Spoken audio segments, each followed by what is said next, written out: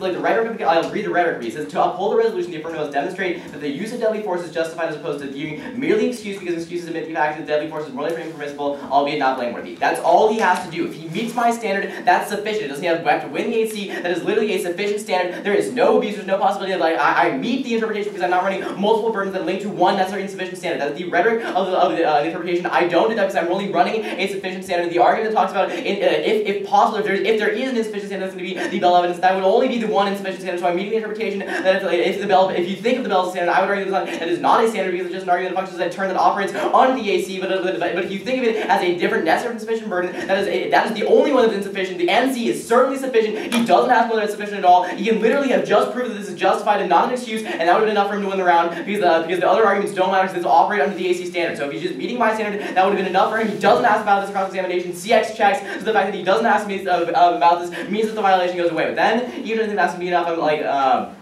the counter-interpretation I get would be a interpretation. Actually, no. The counter-interpretation is that I get to run one necessary and sufficient burden. The fact that he's never talking about reasons why in her standards is why I can't run one necessary and sufficient burden is the reason to why like all of his standards are not going to don't interact with my counter-interpretation because I co-opt the fact that like I'm not like having problems with time allocation, not problems in terms of how many things I can win because I'm not actually running multiple necessary and sufficient burdens. I'm only running one that would be the Bell evidence. As the fact that that's true, like I can run one necessary and sufficient standard because he can't because I have to meet both his standard and like meet another standard in order to win under his. So the fact that that's true, he's never really justifying why I can't run this. So that's going to be like that's my interpretation crossed by the voter. So then go to the AC. Actually, go to the NC. He's not doing enough work on the NC to actually show that he's winning. He doesn't understand that he's like not proving a justification. He's only proving excuse. You can extend the Hughes Act that explains the difference between justification and excuse. The excuse says that it presupposes the violation of a moral norm. It says that you're not culpable for it, whereas the justification is something that is a permissible thing to do. You extend the burden, which is very clear that it is only like literally as long as he proves that he's meeting this burden, that's sufficient to prove it's permissible. That makes sense in the constant definition because as long as he's proving a justification that proves that the act is permissible, so that's all that he needs to do. So then go to the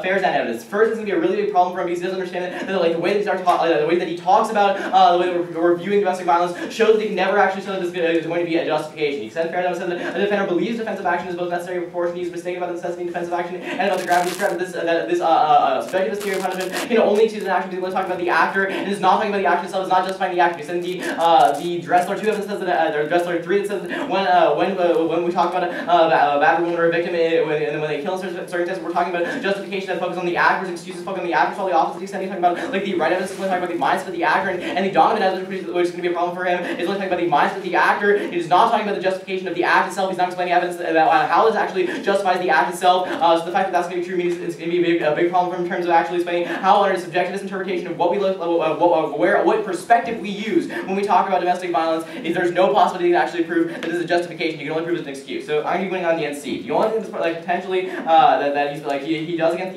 the NC is he cross applies the like Stella evidence at the bottom as the reason why we actually look like a justification. But I would argue that the problem is that that is presuming we're looking from an objective standpoint. He's also presuming that I'm talking about the law, but nowhere in my case we're talking about how this is a legal standard. I'm talking about how this is a standard under the structures of morality in terms of how what kinds of evidence we talk about when we talk about something being permissible or versus justification. I'm not making arguments about some sort of legal standards. So the fact that he's talking about legal standards being like bad is not relevant. The fact that I'm talking, so the fact that he says we should like presume on behalf of justification doesn't make sense because all arguments he's talking about don't justify the act. They justify the mindset of they excuse the mindset of the actor. So the fact that that makes that makes the woman weaker is a problem is a choice that he is making by choosing like some sort of subjectivist standpoint. So that's going to be a big problem. Then go to the AC. He's never going to actually be able to meet his standard because he's never extending the only piece of evidence that actually explains why subjectively a woman or a victim thinks that they need to do that. He needs to be extending the Donovan evidence. He said across examination that we view this from the perspective of like the victim himself. He's only extending the right evidence, which is an objective example of how women are in danger. But he's not extending off about why there's other necessity. He's not doing enough work to actually show that it's going to be necessary from the perspective, subjective perspective. The fact that I'm answering the thing that like this is not going to be sufficiently coming out of the NC, and furthermore the fact that he's ignoring the Kaufman evidence is also going to be pretty damning. Kaufman evidence explains how that even if the legal system is like not as great as itself 100% of the time, and even under potential dangers and things like leading, that this needs to be there's a much higher standard for actually acting in self-defense, which means that objectively that's not going to be sufficient. So the right needs to be interacting with the Kaufman evidence because Kaufman shows that there is a way out. That the standard is very high for actually determining that self-defense when there's no possible way out just because it's going to be an ineffective legal system or potentially it is going to be difficult to leave. Is not sufficient. You need to do something like a kidnap victim, or there needs to be no legal possible recourse to actually like meet this very high standard. So the fact that that's true means that you can never actually show that this is acting in self-defense. Then that means you never actually access the standard, and that means like you're going to be voting for me. Then let's go back to the AC. So he's extending the Kwong, like the Kwong evidence, but he ignores the fact that like not the Kwong evidence. So then go to the off case quickly. That's what I meant. Go to the off case. The off case just has a debate question of whether violence is actually going to be a bad thing. Obviously, violence is a bad thing in terms of the context of the topic because it involves reasonable harm. Like there's harm that is involved when we're talking about violence here. There's a cycle of violence that occurs because what happens is like when we look to violence is the moral thing to do when we're trying to recourse and to just re-entrench the system of oppression, which means that there's no possibility of actually getting out of this form of oppression, which means it's always going to be moral. So the round breaks down very simply. He's not doing enough to actually address the offense that I'm providing out of the wink and wink evidence or the coffin evidence to actually get an offense off of the AC. He's not doing enough work to actually show that there's a justification, which is the necessary standard, which means theory goes away because I meet the interpretation. He needs to be answering why I'm running multiple necessary and sufficient burdens anyway. I have like 45 seconds. Yeah. Can I see this before you start? Where's the top of the? Well, no, I wanted to see oh yeah, just the NC though. Okay. Not the the burden. NC is there. Okay, thank you. I'll start.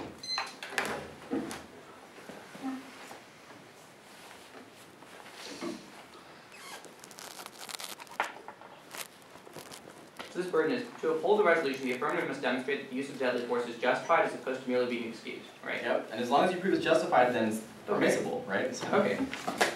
that's also consistent with the definition of Dressler right under it. So a justified action is something that was permitted to do. Okay.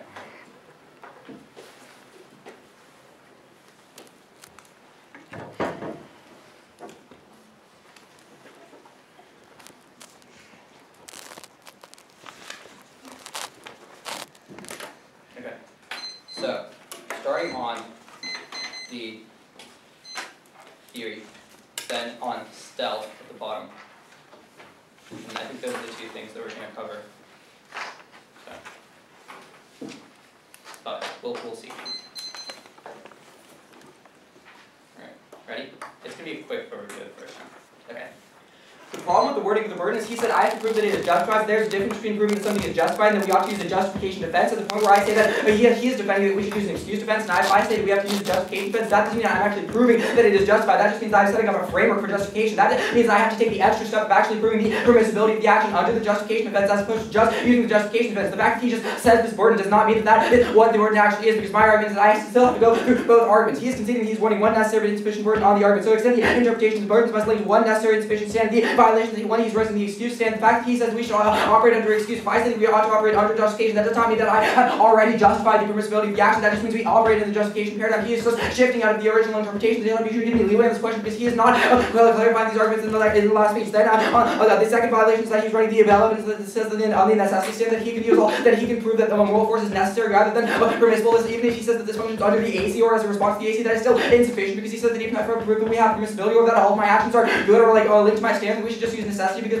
violence is always bad for wing and wing evidence. So extending one is the strategy but the A point is the reciprocity that there's due to one advantage. His counter interpretation makes absolutely no sense because he doesn't get out of the reciprocity just by running one necessary but insufficient burden, because that is still a 2-to-1 advantage. That is specific wording I used in the last speech, which is the point where he has a 2-to-1 advantage to reciprocity. I have to allocate my time, or I have to cover both arguments where he has only have to cover one. That is a very bad mitigation on my argument. Even if you should not give him greatest on the because he literally spent like 10 seconds on this argument. I only have to establish a violation at that point I win the round. Remember, he is saying that he isn't violating because it is sufficient burden. It is not a sufficient burden if I prove a justification, because if I prove a justification defense, I still have to put an offense out of the AC that says it is justified. So I have to do two different things, and I have to answer the necessity argument. He is really shifting out of this interpretation. You should give me leeway in this issue. Then, his only other argument is cross-ex check, but first there's no word for why cross-ex check. He said 2 words on it. Second, it is not my job to check in cross-examination. My argument is that if he's running these 2 necessary but insufficient burdens, he has to actually make proactive arguments. Second, that this side is defense arguments on the competing interpretations. We still have to have comparative offense. I'm winning offense from the reciprocity argument. That is 100% conceded. I'm actually answering the cross-ex checks argument. So if there are 2 burdens, one cannot be that sufficient. That extends the voter.